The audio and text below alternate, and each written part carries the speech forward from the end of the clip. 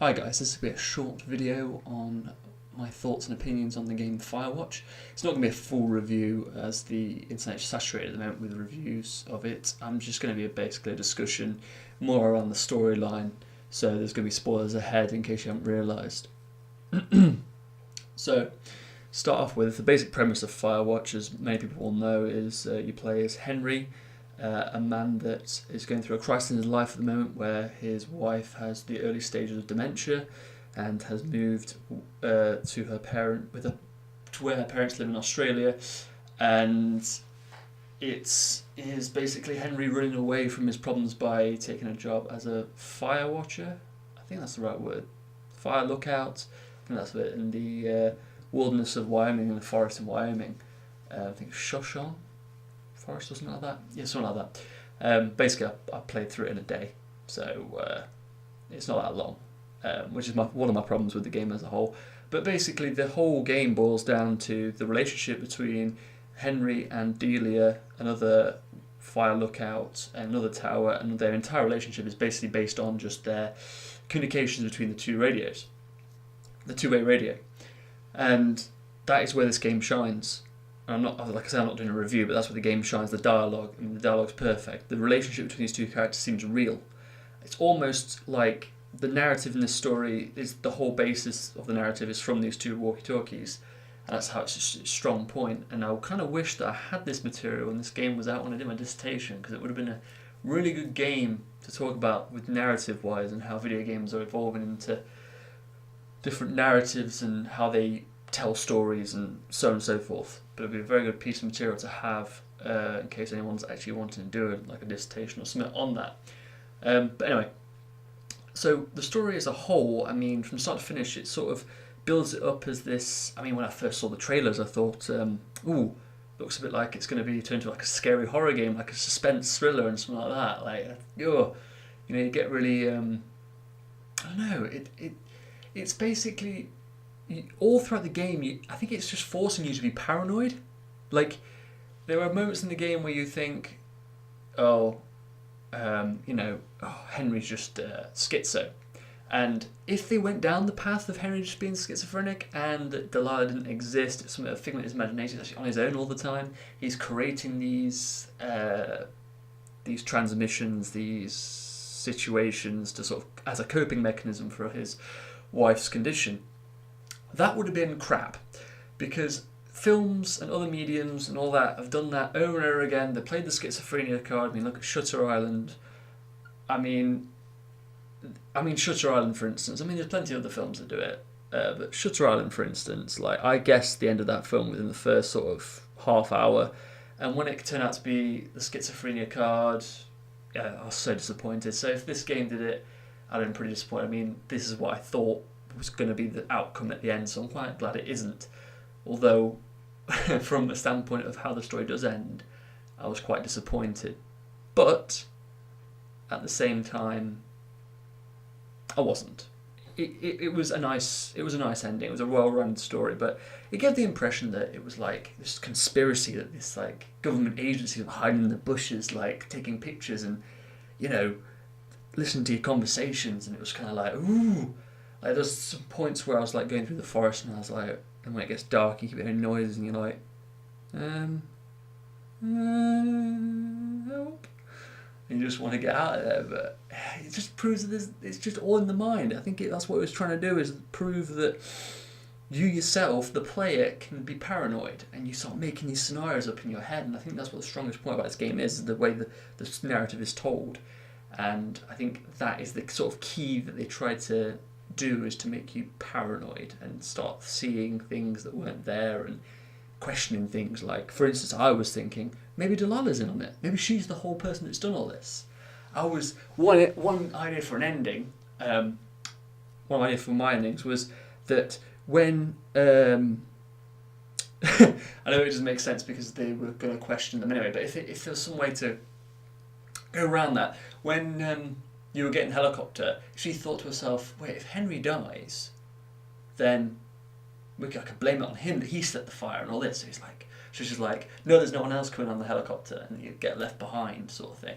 Like, she forces the helicopter to come back or whatever. Something like a bit darker if you made the wrong decisions, like pissed her off, something like that. I don't know. Just different things. Like I do like the fact that it was sort of a general, like, real life story, that it was just a kid that fell to their death, and the father became like a sort of mountain hermit and was trying to, you know, how it actually is in the story. But I think it's one of those things where your paranoia grows. It turns out just to be such a rational explanation for it, and your life moves on. That's one of the things I do. I don't know. I like it as a story point. As a gamer, not really, because I wanted some convoluted, like, government conspiracy, aliens, I don't know, fucking werewolves, those shit. There's loads of shit going on. You know, just to sort of pad out the game. I mean, exploration-wise, like, there's lots of things to find, and like little Easter eggs, like the raccoon and all that jazz, which is fine. But I don't think it is worth £15. Just saying that, or whatever, is it, $20 or whatever. I don't think it's worth that. If it's in a Steam sale, when a Steam sale comes by and it's like a $5, definitely pick it up.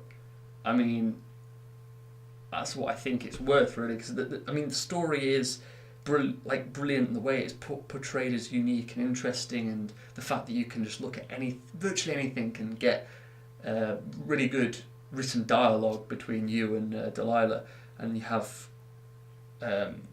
multiple choices, even though I don't think they really matter too much. I mean, I don't know if anyone's done it yet, but I kind of wanted to see. I might do it myself, actually. If you just don't answer her at all, just don't talk to her throughout the entire game, what happens? It probably just remains the same ending. But art direction wise, it's a very pretty game. It's unique, and I mean, I kind of like the fact that there is not much wildlife. It makes you feel more isolated, and that you're alone, as well as only like seeing one figure when he flashes the light at you. Ned, obviously, when he's flashing the light at you. That's the really only human contact you see, apart from the helicopter crew at the end. That's about it. But I think more wildlife besides your turtle, which I like, by the way. I love the turtle. I think that and something else. But yeah, I don't know, just something more. But I like the fact there's no human contact. It sort of adds to the isolation factor and makes you more paranoid, because all you've got is these voices. What was I going to say? Oh yeah, I like the little thing of the disposable camera. I kind of actually just forgot about the disposable camera all throughout the game, and then when she said, "Oh, maybe we should take photos for evidence," I was like, "Shit, yes!" And then I was taking pictures of like all the equipment and all this shit, and all the soil samples. I think that's just gonna be like key. Like the pictures you take would be key. Well, they are key. They're in the credits. I mean, I kind of wish now I actually did some nice little Vista snaps, or pictures of me and the turtle, or the turtle doing stupid things like the turtle on the toilet, or I don't know, just little photos that would be laugh at the end instead of just doing like evidence photos. Kind of look kind of weird, but I do like the whole, you see the son and Ned, and then you see your face when you flashed it when you first got it. I think that's really good. But as a final thought, I mean, I think I've mostly covered everything I want to speak about, really. I think so. I mean, there's not really much to say. I mean, the story-wise, anyone that's played the game will know the storyline, the basic storyline of it, and played through it. And I mean, I haven't got any whacked out theories that it's still all in his head, he's actually dead or something stupid like that. I think it's literally just the game's premise was to make you paranoid, think these things were happening, to really believe that there's some sort of conspiracy, and it turns out it's not. And that's what I just think the actual storyline what it was meant to do. But I don't know. I think it was too short for £15. I mean, people might disagree with me, but I had fun with it, so I'm not complaining. Like, it is a really good game, and I hope they make more games of this sort of unique